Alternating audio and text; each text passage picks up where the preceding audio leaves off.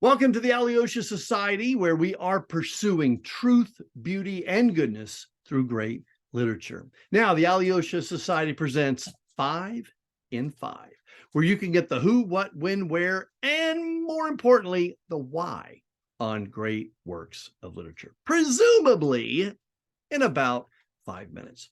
In this video, we're answering the question, why read the short stories of Flannery O'Connor? Let's get right to it. Background and summary. Flannery O'Connor died at the tender age of 39 in 1964, having suffered for years with a debilitating lupus. In her brief life, Flannery O'Connor wrote 31 short stories, 2 novels, and a number of literary essays. Now, O'Connor would have said that she was first and foremost a Catholic, and her faith comes out in her stories. Not in a preachy kind of way, but rather in a profoundly thoughtful manner. She was born and raised in Georgia, spent most of her time on a farm, but she was not at all sheltered from what was going on in the broader culture. In her own words, Flannery O'Connor said, I quote, "My audience are the people who think God is dead," unquote. We all recognize this famous 3-word pronouncement is coming from the 19th century thinker, Friedrich Nietzsche. But O'Connor is addressing the 20th century followers of Nietzsche, sometimes referred to as existentialists. Now, what is that? All right. There's no real meaning or purpose to life. It's all absurdity. There's probably no God, no higher reason for our existence. Truth and meaning are both subjective. We have to create our own meaning to life. That's existentialism, basically, in a nutshell. Now, enter this sweet, unassuming young lady from Milledgeville, Georgia. O'Connor saw a culture moving in this direction and becoming more and more blind and deaf to biblical truth. In fact, in that context, she once said, "To the hard of hearing, you shout, and for the almost blind, you draw large and startling figures." Now, what did she mean by that? Well, her stories are violent. They're disturbing, shocking, and even to contemporary sensibilities. She was trying to jolt her readers to reawaken a culture that had become comfortable and cozy, a culture that was getting used to the belief that there is no God. How does she do that? Well, there's a bit of a pattern in her stories.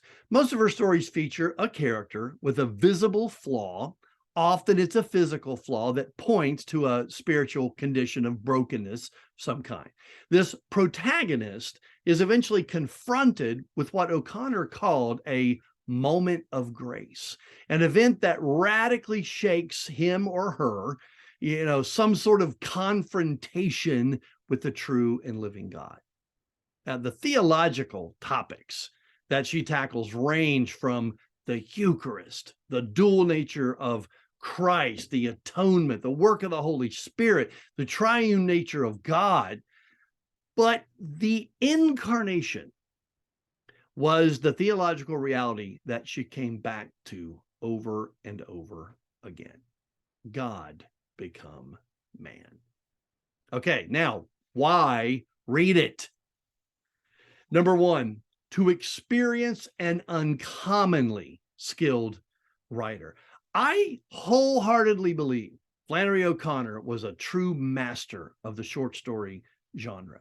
Now, if you're a young budding writer, you must interact with her work. In 20 to 30 pages, she manages to elicit deep sympathy and connection to her characters. She combines incredibly humorous Southern-isms with deep and rich theological truths.